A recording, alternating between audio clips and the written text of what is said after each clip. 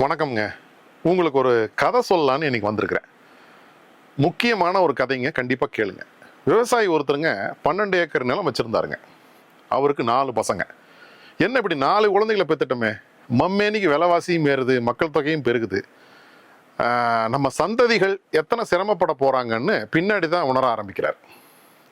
அவரோட 4 மகன்களையும் கூப்பிட்டு, இப்படியே நாடு போச்சுன்னா உங்கள் குடும்பமெல்லாம் பின்னாடி ரொம்ப சிரமப்படணும்ப்பா. நான் தான் தெரியாமல் ஆசையில் 4 குழந்தைய பெற்றுட்டேன். ஆனால் உங்கள் குடும்பமெல்லாம் அப்படி பொறுப்பு இல்லாமல் நடந்து உருப்படாமல் போக வேண்டாம். நீங்கள்லாம் அளவாக பிள்ளை பெற்றுட்டு வர்ற வருமானத்தில் நல்லா படிக்க வச்சு சத்தான சோறு போட்டு செழிப்பாக வாழணும்னு அறிவுரை சொல்கிறாரு. நல்லது தானுங்களே. அதில் 2 பேர் மட்டும் அவங்க குடும்பத்தில் ஒரு குழந்தையை பெற்றுட்டு அப்பா சொல்லி கொடுத்த மாதிரி சிறப்பாக சத்தான சோறு போட்டு நல்லா படிக்க வைக்கிறாங்க. மற்ற 2 பசங்க என்ன பண்ணாங்க தெரியுமா? ஒவ்வொருத்தரும் 5 குழந்தைகளை பெற்றுக்கிட்டாங்க. வர்ற கொஞ்சம் வருமானத்தில் அவங்க பெற்றுட்ட 5 பேருக்கும் சரியான சத்துணவு கொடுக்க முடியாமல் ரொம்ப சிரமப்படுறாங்க. அதில் அந்த விவசாயி என்ன பண்ணுறாருன்னா, பொறுப்பாக ஒரு பிள்ளையை மட்டும் பெற்றுக்கிட்டு அவர் சொன்னபடி கேட்ட மற்ற 2 பசங்களை கூப்பிட்டு, இதை பாருங்கடா, நான் சொன்னபடி கேட்டு அளவாக பெற்றுட்டு நல்லா இருக்கிறீங்க, நல்லது, உங்களை நினச்சி நான் ரொம்ப பெருமைப்படுறேன். ஆனால் உங்கள் மற்ற 2 பிறந்தவங்களோட 5 பிள்ளைங்க, அவங்களுக்கு பார்த்தீங்கன்னா சாப்பாட்டுக்கும் படிப்புக்கும் ரொம்ப சிரமமாக இருக்குது, சத்தான சோறு கிடைக்கிறது இல்லை. பாவண்டா அந்த குழந்தைங்க, நீங்கள் சம்பாதிக்கிறதுல ஓரளவு பகிர்ந்து கொடுங்க, அவங்களும் பாவம் என்ன செய்வாங்க என்று பொறுமையாக எடுத்து சொல்கிறார். அவங்களும் வேறு வழி இல்லாமல் சரி நம்ம அண்ணன் தம்பி பசங்க தானேன்னு ஒத்துக்கிறாங்க. குடும்பத்தில் எல்லாருமே வாழட்டும்ங்கிற நல்லா வாழட்டும்ங்கிற அந்த விவசாயிக்கு ஒரு எண்ணம் இருக்குது. இது வரைக்கும் அருமைங்க, வாழ்க்கைன்னா எல்லாம் விட்டு கொடுத்து போகிறது தானுங்களே. ஆனால் இப்போ தான் ஒரு பெரிய பிரச்சனை வருதுங்கோ. விவசாயி தன்னோட காலத்திலேயே சொத்துக்கள் எல்லாம் பிரித்து கொடுக்கலாம்னு நினைக்கிறாரு. அப்படி பிரித்தா ஒவ்வொரு மகன்களின் குடும்பத்துக்கும் 3 ஏக்கர் நிலம் பிரிக்கணும். ஆனால் அவர் என்ன பண்ணுறாருன்னா, மொத்தம் 12 பேரம் பேத்தி இல்லையா, 12 ஏக்கர் நிலத்தை 12 சமபாகமாக பிரித்து கொடுக்கலான்னு திட்டம் போடுறாரு. எது கொஞ்சமாவது மனசாட்சியோட பேசியா? இப்படி நீங்கள் சொல்கிறது என் காதில் விழுகுது.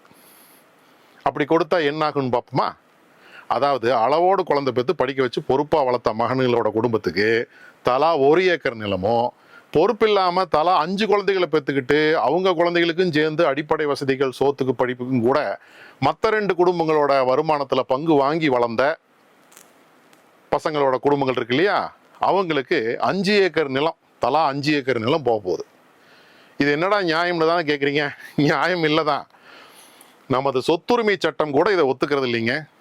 விவசாயி சொன்னபடி கேட்டு பொறுப்பாக நடந்து குடும்பத்தை நடத்தின மகன்களோட மனநிலையில் நீங்கள் இருந்தீங்கன்னா இதுக்கு நீங்கள் என்ன பதில் சொல்லுவீங்க? இதுதானுங்க ஒன்றிய அரசு கொண்டு வருவதாக சொல்லப்படுகின்ற டீலிமிட்டேஷன் என்னும் தொகுதி மறுவரையறை. திட்டங்களின் மூலமாக மக்கள் தொகையினை கட்டுப்படுத்தாத, கல்வி மற்றும் அடிப்படை வசதிகளை கூட மேம்படுத்தாத மாநிலங்கள் இன்னும் பல தங்களை சீர்படுத்தி கொண்டு மக்கள் தொகையினை கட்டுப்படுத்தும் எந்த முயற்சியும் செய்யாத நிலையில் மக்கள் தொகையை கட்டுப்படுத்தி 70 ஆண்டுகளுக்கு மேலாக போராடி சரியான திட்டங்களை வகுத்த மாநிலங்கள் வளர்ச்சி நிலையை எட்டும்போது ஆட்டத்தை கலைப்போம் அப்படின்னு மறுபடியும் இத்தனை பேருக்கு ஒரு பாராளுமன்ற உறுப்பினர்கள் மக்கள் தொகை அடிப்படையில் MP தொகுதிகளை மறுவரையறை செஞ்சா என்ன ஆகும்? அதில் பாருங்க, கடந்த 60 ஆண்டுகளில் இது வரைக்கும் அதிக அளவில் திட்டமிட்டு மக்கள் தொகையை கட்டுப்படுத்திய மாநிலங்கள் வரிசைப்படி நீங்கள் பார்த்தீங்கன்னா கேரளா, தமிழ்நாடு, ஆந்திரா, இந்த ஆந்திராவில் தெலுங்கானாவும் அடங்கும், அது இப்போ தானே பிரிஞ்சுது. அப்புறம் கோவா, அதற்கு பிறகு மகாராஷ்டிரா மற்றும் மேற்கு வங்கம். கிட்டத்தட்ட 2 மடங்காக மக்கள் தொகையிலே பெரிய அளவில் பெருக்கி வைத்துள்ள மாநிலங்கள் பீகார், உத்தரப்பிரதேசம், ராஜஸ்தான், மத்திய பிரதேசம், சத்தீஸ்கர், ஜார்க்கண்ட், மேகாலயா மற்றும் நாகாலாந்து இவையெல்லாம்.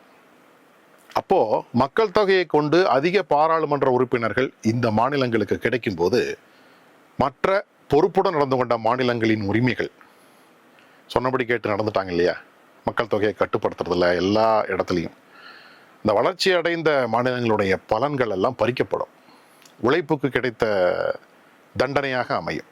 தென் மாநிலங்கள் கண்ட 70 ஆண்டு வளர்ச்சியும் அதனை அடைய அவைகள் பட்ட சிரமங்களையும் துச்சம் என மதித்து எறிகிற மாதிரி இருக்கு. இதை நமது தென் மாநிலங்கள் அனைத்தும் கட்சி பாகுபாடின்றி எதிர்த்து நின்று போராட வேண்டிய நிலையை நம்ம இருக்கிறோம்.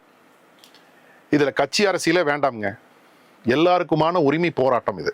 வருத்தப்பட்ட சிரமப்பட்ட மாநிலங்கள் அவற்றினுடைய குடிமக்களாகிய நாம் எல்லோருமே ஒன்றிணைந்து இந்த கோமாளித்தனத்தை தடுத்தாக வேண்டிய கடமை நமக்கு இருக்குதுங்க. இதுல இவன் என்ன சொல்றது நாம் என்ன கேட்பது என்பது மட்டும் வேண்டாமுங்க. உங்களுக்கு உண்மையில உங்க மாநிலத்தின் மேலும் உங்க குடும்பத்தின் மேலும் உங்க சந்ததி மேலும் பற்று இருந்தால் பின்வரும் ஆண்டுகளில் நமது பிள்ளைகள் உரிமையினை இழந்து நிற்கும் நிலை உருவாவதை தடுத்தே ஆகணுங்க. எந்த கட்சிக்கு வேணாலும் ஆதரவு கொடுக்கலாம், நம்ம எந்த கட்சியை சார்ந்தவளா வேணாலும் இருக்கலாம், எல்லோருக்குமே இது பொருந்தும் நம்முடைய உரிமை போராட்டம் என்பதை மட்டும் நீங்க தெரிஞ்சுக்கணும். நன்றி, வணக்கம்.